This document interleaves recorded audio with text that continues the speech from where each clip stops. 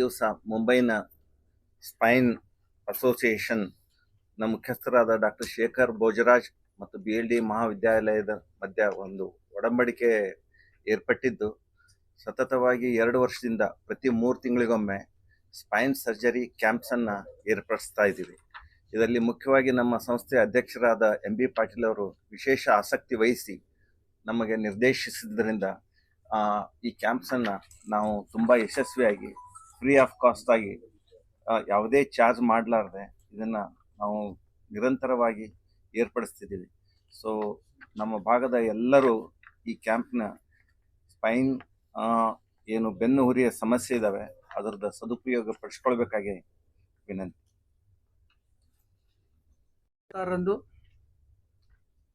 ನಮ್ಮ ಈ BLD deemed to be university BM Patil ಆಸ್ಪತ್ರೆಯಲ್ಲಿ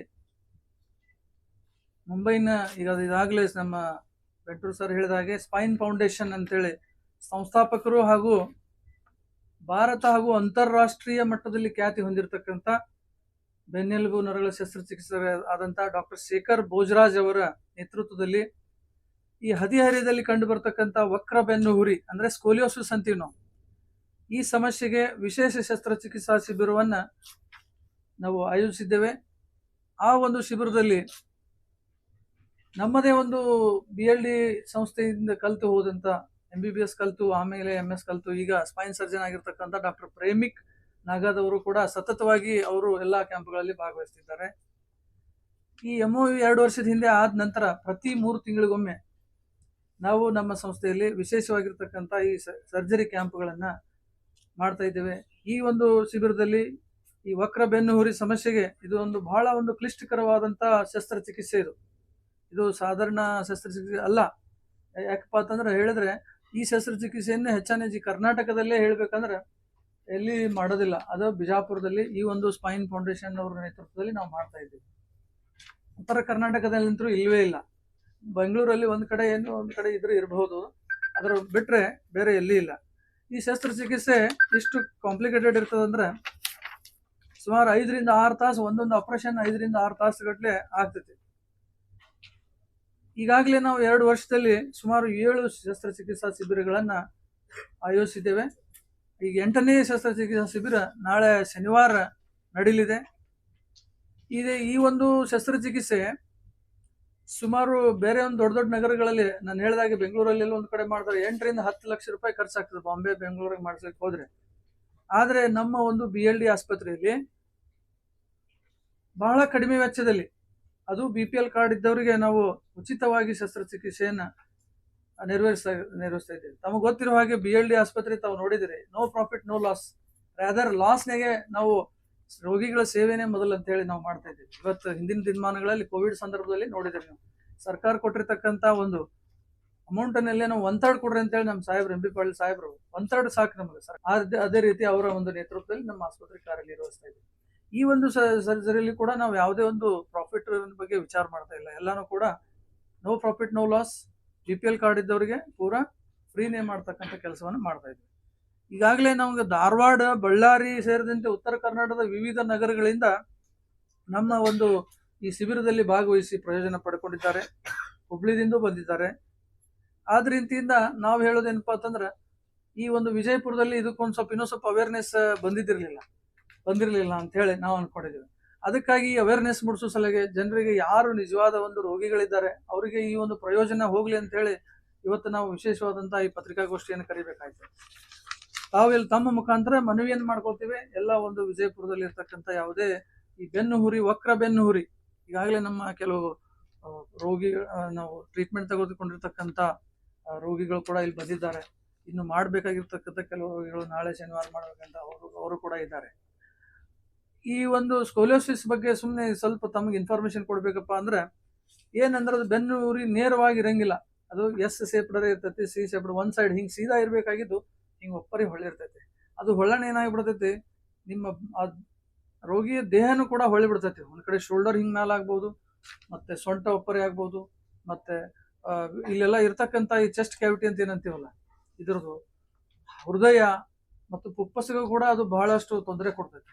ಅದು ಉಸಿರಾಟಕ್ಕೆ ಅದಕ್ಕೂ ಕೂಡ ಕೆಲವೊಂದು ಸಂದರ್ಭದೊಳಗೆ ಅದು ಬಹಳ ಸಿವಿಯರ್ ಆಯ್ತಂದ್ರೆ ಅದು ಕೂಡ ತೊಂದರೆ ಆಗ್ತದೆ. ಲಕ್ಷಣಗಳು ನೋಡಿದ್ರಿ ಅಂದ್ರೆ ನೀವು ನಾನು ಹೇಳ್ದ ಹಾಗೆ ಭುಜ ಒಂದ್ ಕಡೆ ಮ್ಯಾಲ ಇರ್ತೈತಿ, ಒಂದು ಸೊಂಟ ಸೀದಾ ಕಾಣಂಗಿಲ್ಲ, ಸೀದಾ ನಡೆಯಂಗಿಲ್ಲ, ಹಿಂಗ್ ನಡೀತಿರ್ತಾರೆ, ಒಪ್ಪರಿ ನಡೀತಿರ್ತಾರೆ. ಅದೇ ರೀತಿ ಪಕ್ಕೆಲುಬು ಒಮ್ಮೆ ಒಂದ್ ಕಡೆ ಹೆಚ್ಚು ಬರ್ತೈತಿ, ಹಿಂಗೆ ಹೊರಗೆ ಹಾಯ್ದಿರ್ತೈತಿ, ಇನ್ನೊಂದ್ ಕಡೆ ಒಳಗೆ ಹೋಗಿರ್ತೈತಿ. ಮತ್ತೆ ಅವರಿಗೆ ತೊಂದರೆಗಳು ಸ್ಟಾರ್ಟ್ ಆಗ್ತಾವು, ಬೆನ್ನು ನೋವು ಆಗ್ತೈತಿ, ಮತ್ತೆ ಸರಿಯಾಗಿ ಅವ್ರಿಗೆ ಬಟ್ಟೆ ಹಾಕೊಳಕ್ ಸಹಿತ ಆಗ್ತಿರಂಗಿಲ್ಲ ಅಂತ ಒಂದು ಆಗ್ತದೆ. ಯಾಕೆ ಆಗ್ತದಪ್ಪ ಇದು ಅಂದ್ರೆ ಜನ್ಮಜಾತ ಬೆನ್ನು ಹುರಿಯ ದೋಷಗಳಿರ್ತಾವ. ಕೆಲವೊಂದು ಏನಾಗಿರ್ತಾವ ಸರಿಯಾಗಿ ಬೆಳವಣಿಗೆ ಆಗಿರಂಗಿಲ್ಲ. ಒಂದು ವರ್ಟಿಬ್ರ ನಾವೇನ್ ಹೇಳ್ತೇವೆ ಬೆನ್ನು ಹುರಿ ಏನ್ ಇರ್ತೈತಿಲ್ಲ, ಈಗ ಒಂದ್ ಸೀದಾ ಎರಡು ಕಡೆ ಈಕ್ವಲ್ ಆಗಿ ಬೆಳಿತಂದ್ರೆ ಏನಾಗೋದಿಲ್ಲ. ಒಂದ್ ಸೈಡ್ ಬೆಳೆಯಂಗಿಲ್ಲ, ಒಂದ್ ಸೈಡ್ ಬೆಳಿಲಾರಂಗ ಏನಾಗ್ಬಿಡ್ತೈತಿ, ಹೊಳ್ಳಕ್ ಒಪ್ಪರಿ ಹೊಳತೈತಿ ಅಂತ ಜನ್ಮಜಾತ. ಇನ್ನೂ ಕೆಲವೊಂದು ಕಾರಣ ತಿಳಿಲಾರ್ದಂತ ಕೂಡ ಇದೆ, ಇಡಿಯೋಪತಿಕ್ ಅಂತೀವಿ ನಾವು. ಅದು ಕಾರಣನೇ ಗೊತ್ತಿಲ್ಲ ನಮಗೆ, ಯಾಕೆ ಆಗ್ತದ ಅನ್ನೋದೇ ಗೊತ್ತಿಲ್ಲ. ಕೆಲವೊಂದು ಇನ್ನೂ ಕಾರಣ ಸಿಗಲಾರಂತಾವು ಇದಾವೆ. ಮತ್ತೆ ಏನಾದ್ರೂ ನರದ್ದು ಅಥವಾ ಸ್ನಾಯು ಮಸಲ್ ಅಥವಾ ನರಗ್ ಏನಾರ ಪ್ರಾಬ್ಲಮ್ ಆಯ್ತು ಅಂದ್ರೂ ಸಹಿತ, ವೀಕ್ ಆಯ್ತು ಅಥವಾ ಬಹಳ ಸ್ಟಿಫ್ ಆಯ್ತು ಅಂದ್ರೂ ಸಹಿತ ಈ ರೀತಿ ನಮ್ಮ ಬೆನ್ನು ಹುರಿ ಒಪ್ಪರಿ ಆಗುವಂತ ಚಾನ್ಸ್ ಇರ್ತದೆ. ಅದ್ರ ಜೊತೆಗೆ ಚಿಕಿತ್ಸೆ ಕೂಡ ಏನದಲ್ಲ ಅಂದ್ರೆ ಸ್ವಲ್ಪ ಪ್ರಮಾಣ ಇತ್ತಂದ್ರೆ ಏನದ, ಅಗದಿ ಸ್ವಲ್ಪ ಹೊಳಿತಂದ್ರೆ ಅದಕ್ಕೆ ಏನಾದ್ರು ನಾವು ಫಿಸಿಯೋಥೆರಪಿ ಅನ್ನೋದು ಅಥವಾ ಬ್ರೇಸ್ ಅಂತೀವಿ ನಾವು, ಪಟ್ಟಿ ಹಾಕಿ ಅವ್ರು ಸರಿ ಮಾಡುವಂತ ಕೆಲಸ ಮಾಡ್ತೀವಿ. ಅದು ಬಹಳ ವಿಪರೀತ ಇತ್ತು, ಅದು ಹೇಳ್ತೀವಿ ನಾವು ಡಿಗ್ರಿ ಇರ್ತಿತ್ತು, ಕಾಬ್ ಬೆಂಗಲ್ ಅಂತ ಇರ್ತೈತೆ, ಅದು 40 to 50 ಡಿಗ್ರಿ ಆಯ್ತಂದ್ರೆ ಬಹಳಷ್ಟು ಹೊಳಿತಪ್ಪ ಅಂತಂದ್ರೆ ಅನಿವಾರ್ಯವಾಗಿ ಆ ಶಸ್ತ್ರಚಿಕಿತ್ಸೆಯನ್ನು ಮಾಡಬೇಕಾಗ್ತದೆ. ಅದು ಬಹಳ ಸಂಕೀರ್ಣವಾಗಿರ್ತಕ್ಕಂಥ ಶಸ್ತ್ರಚಿಕಿತ್ಸೆ. ಅದು ಮತ್ತೆ ಹಂಗೆ ಹೆಚ್ಚಾಕೋತ್ ಹೊಂಟಿದೆ, ಎಸ್ಪೆಷಲಿ ಬೆಳವಣಿಗೆ ಆಗ್ತಿರ್ತದಲ್ಲ 12-13 ವಯಸ್ಸಿನಾಗ ಏನಾಗ್ತೈತಿ, ಅದು ಬೆಳವಣಿಗೆ ಜೊತೆಗೆ ಅದನ್ನು ಒಮ್ಮೆ ಜಾಸ್ತಿ ಆಗಿಬಿಡ್ತೈತಿ. ಅಂತ ಸಂದರ್ಭದಲ್ಲಿ ನಾವು ಅನಿವಾರ್ಯವಾಗಿ ನಾವು ಶಸ್ತ್ರಚಿಕಿತ್ಸೆ ಮಾಡಬೇಕಾಗ್ತದೆ.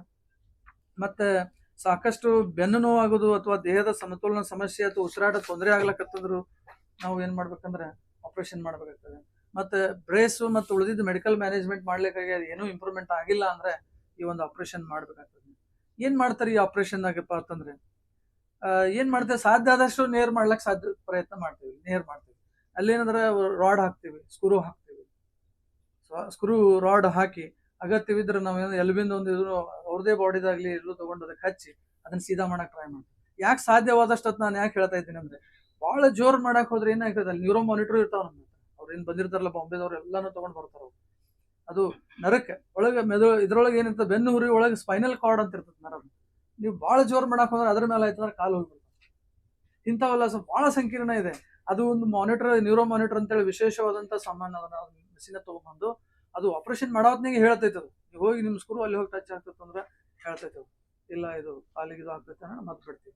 ಎಷ್ಟು ಸಾಧ್ಯ ಆಗೋದು ಅಷ್ಟು ಮಾಡಿ. ಯಾಕಂದ್ರೆ ಈಗ ನಡೀತಕ್ಕಂಥವನ್ನ ಮನುಷ್ಯನ ಅದಕ್ಕೆ ಎಷ್ಟು ಸಾಧ್ಯ ಇದೆ ಅಷ್ಟು ಮಾಡ್ಲಿಕ್ಕೆ ಮಾಡ್ತಾರೆ. ಸಾಧ್ಯವಾದಷ್ಟು ನಮಗೆ ಆಗಿರ್ತಕ್ಕಂಥ ಬಹಳ ಒಂದು ಒಳ್ಳೆಯದಂತ ಸ್ಪಂದನೆ ಸಿಕ್ಕಿದೆ, ಚಲೋ ಒಂದು ಟ್ರೀಟ್ಮೆಂಟ್ ರಿಕವರಿ ಆಗಿದೆ. ಕೆಲವೊಬ್ರು ಬೇರೆ ಬೇರೆ ಮೊನ್ನೆ ಲಾಸ್ಟ್ ಕ್ಯಾಂಪ್ನಾಗ ಒಬ್ರು ಡಾಕ್ಟರ್ ಬೇರೆ ಊರಿಂದ ಬಂದಿದ್ರು, ಗದಗ್ನಿಂದ ಒಬ್ರು ಡಾಕ್ಟರ್, ಅವ್ರು ತಮ್ಮ ಮಗಳು, ಅವರು ಈಗ ಡಾಕ್ಟರ್, ಅವಳು ಸಣ್ಣವರಿದ್ದಾಗ ಆಪರೇಷನ್ ಮಾಡಿಸಿದ್ರು, ಭೋಜರಾಜ್ ಅವ್ರ ಕಡೆಯಿಂದ ಮಾಡಿಸಿದ್ರು, ಅವ್ರು ಇಲ್ಲಿ ಭೇಟಿ ಆಗಿ ಬಂದಿದ್ರು. ಹೀಗಾಗಿ ಈ ಒಂದು ಶಸ್ತ್ರಚಿಕಿತ್ಸೆಯನ್ನು ಮಾಡ್ತಾ ಇದ್ದೀವಿ. ಈ ಒಂದು ಶನಿವಾರ ದಿನ ಈ ಒಂದು ಶಸ್ತ್ರಚಿಕಿತ್ಸೆ ಕ್ಯಾಂಪ್ ನಡೀತದೆ, ಪ್ರಾರಂಭ ಮಾಡ್ತಾರೆ. ಈ ಒಂದು ಶನಿವಾರ ಬರ್ತಕ್ಕಂಥ ಒಂದು ಕ್ಯಾಂಪ್ನಲ್ಲಿ ಮತ್ತೆ ಯಾರಾದ್ರೂ ತೋರಿಸ್ಕೊಳ್ಳೋ ಎಲ್ಲೇ ಇದ್ರು ಅವರು ಬಂದು ಶನಿವಾರ ಬಂದ್ರೆ ಅವ್ರಿಗೆ ತಪಾಸಣೆಯನ್ನು ಕೂಡ ಮಾಡ್ತಾರೆ. ಈ ಅವ್ರಿಗೆ ಆಪರೇಷನ್ ಮಾಡುವಂತ ವ್ಯವಸ್ಥೆಯನ್ನು ಮಾಡ್ತೇವೆ. ಎಲ್ಲ ಬರ್ತಕ್ಕಂಥ ಒಂದು ಕ್ಯಾಂಪ್ ನಲ್ಲಿ ಬಂದು ಅವರು ಸಲಹೆ ತಗೊಂಡು, ಮುಂಬೈನಿಂದ ಬರ್ತಕ್ಕಂಥ ಎಲ್ಲ ವೈದ್ಯರು, ಡಾಕ್ಟರ್ ಶೇಖರ್ ಭೋಜರಾಜ್ ಅವರು, ಪ್ರೇಮಿಕ್ ಅವರು, ಅವ್ರದ್ದು ಒಂದು ತಂಡ ಏನಿದೆ ಅವ್ರದ್ದು ಒಂದು ಸಲಹೆಯನ್ನು ತೆಗೆದುಕೊಳ್ಬೇಕು. ಅದರ ಜೊತೆಗೆ ನಾವೆಲ್ಲ ನಿರಂತರವಾಗಿ ಮಾಡ್ತಿರ್ತೇವೆ. ಇದು ಮೋರ್ ಕಾಂಪ್ಲಿಕೇಟೆಡ್ ಇರೋದ್ರಿಂದ ಇವರು ಬಂದು ಮಾಡ್ತಿದ್ದಾರೆ, ನಮ್ಮ ಬಾಂಬೆದಿಂದ ಟೀಮ್ ಬಂದು ಇದು ಒಂದು. ಇದ್ರ ಜೊತೆಗೆ ನಮ್ಮ ಒಂದು BLD ಆಸ್ಪತ್ರೆ ಎಲುಬು ಕೀಲು ವಿಭಾಗದಲ್ಲಿ ಇನ್ನೂ ಹಲವಾರು ಇಂಥ ಕೀಲು ದರ್ಶಕ ಶಸ್ತ್ರಚಿಕಿತ್ಸೆ, ಆರ್ಥ್ರೋಸ್ಕೋಪಿ ಅಂತೀವಿ. ಈಗ ಶೋಲ್ಡರ್ಗೆ ಮಾಡ್ಬೋದು, ನೀ ಜಾಯಿಂಟ್ಗೆ ಗೋಲ್ ಹಾಕಿ ಆಪರೇಷನ್ ಮಾಡ್ತಾರೆ ಅಂತಿರಲ್ಲ, ಅದು ಬಹಳ ದೊಡ್ಡ ಮಷೀನ್, ಬಹಳ ಹೈ ಎಂಡ್ ಮಷೀನ್ಗಳು ನಮ್ಮ ಕಡೆ ಇದಾವೆ. 5-6 ಜನ ಇದ್ದಾರೆ. ಸಂದೀಪ್ ನಾಯ್ಕ್ ಇದ್ದಾರೆ, ಮತ್ತೆ ವಿಜಯ್ ವಿಠಲ್ ಮುಂಡೇವಾಡಿ ಇದ್ದಾರೆ, ಪ್ರಶಾಂತ್ ಕೆಂಗ್ನಾಳ್ ಇದ್ದಾರೆ. ಹೀಗೆ 4-5 ಜನ ಇನ್ನೂ ಹೊಸ ಹುಡುಗರು ಸಹಿತ ಬಹಳಷ್ಟು ಜನ ಬಂದು ಆ ಒಂದು ಶಸ್ತ್ರಚಿಕಿತ್ಸೆ. ಫ್ಯೂಚರ್ ನಲ್ಲಿ ಈಗ ನಾವು ಸ್ಕೂಲ್ ನಲ್ಲಿ ಕ್ಯಾಂಪ್ ಮಾಡ್ಬೇಕಂತ, mainly basically we are seeing in school students. So ಅದರಲ್ಲಿ ಕ್ಯಾಂಪ್ ಮಾಡಿ ವಿಲ್ ಗೋ ಟು ದೆಮ್, ಅಲ್ಲೇ ಡಿಟೆಕ್ಟ್ ಮಾಡಿ ಪೇಷಂಟ್ ಮಾಡ್ಬೇಕಂತ ನೆಕ್ಸ್ಟ್ ಪ್ಲಾನ್ ಇದೆ. 1 in 1000 ಪೀಡಿಯಾಟ್ರಿಕಲ್ಲಿ ಜಾಸ್ತಿ ಕಾಣಿಸ್ತದೆ ಅದು ಗರ್ಲ್ಸ್ ಅಲ್ಲಿ. ನಾವು ಇವಾಗ ಸ್ಕೂಲ್ ಕ್ಯಾಂಪ್ ಮಾಡ್ತಾ ಇದ್ದೀವಿ. ಸ್ಕೂಲ್ ಕ್ಯಾಂಪ್ ರಿಕಗ್ನೈಸ್ ಮಾಡ್ಕೊಂಡು ಅವ್ರಿಗೆ ತಂದು ಅವ್ರಿಗೆ ಮೋಟಿವೇಟ್ ಮಾಡ್ತೀವಿ. ಈ ಪಿಕ್ಚರ್ ನೋಡ್ತಿರಲ್ಲ, ಹೈಲೈಟ್ ಅಂದ್ರೆ ಈ ಡಾಕ್ಟರ್ ಬರ್ತಾ ಇದ್ದಾರೆ ಬಾಂಬೆಯಿಂದ, ಶೇಖರ್ ಭೋಜರಾಜ್ ಅವರು. Is international free of cost ಅಲ್ಲಿ ಅವರು ಬಂದು ಶಸ್ತ್ರಕ್ರಿಯೆ ಮಾಡಿ ಹೋಗ್ತಾರೆ. ಕಾರ್ಪೊರೇಟ್ ಅಲ್ಲಿ ಮಾಡಿಸಿದ್ರೆ 10 ರಿಂದ 15 ಲಕ್ಷ ಖರ್ಚಾಗುತ್ತೆ. ಅದು ನಮ್ಮ ಇಲ್ಲಿ ಜನರಿಗೆ ಉಪಯೋಗ ಆಗಲಿ ಅಂತ ಹೇಳಿ ನಿಮ್ಮನ್ನು ಕರೆಸಿದ್ದೀವಿ.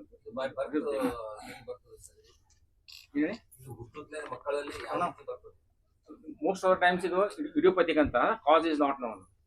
ಅದರಂತೆ ಇನ್ನೊಂದು ಭಾಗ ಅಂದ್ರೆ ಅಕ್ವೈರ್ಡ್ ಅಂತ, ಸರಿಯಾಗಿ ಬೆಳವಣಿಗೆ ಆಗ್ತಾರೆ.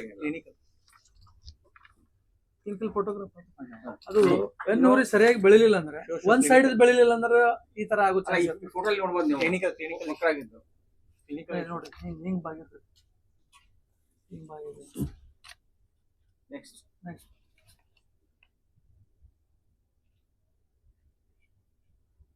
ಇದು ಆಪರೇಷನ್ ಮಾಡಿದ್ದೆ ಅವಳಿಗೆ.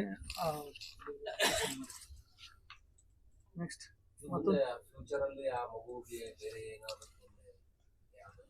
ಇಲ್ಲ, ಇಂಪ್ರೂವ್ ಆಗ್ತದೆ. ಇನ್ನು ಇದು ಪ್ರೋಗ್ರೆಸ್ ಆಗಲ್ಲ. ಈಗ ಇದು ಮಾಡೋ ಉದ್ದೇಶ ಅಂದ್ರೆ ಅದು ಡಿಫಾರ್ಮಿಟಿ ಇರ್ತೈತಿ, ವಕ್ರ ಇರ್ತದಲ್ಲ, ಅದು ಹೆಚ್ಚಿಗೆ ಹಾಕೋತ ಹೋಗ್ಬಾರ್ದು, ಅಲ್ಲೇ ಹಾಲ್ಟ್ ಆಗಬೇಕು.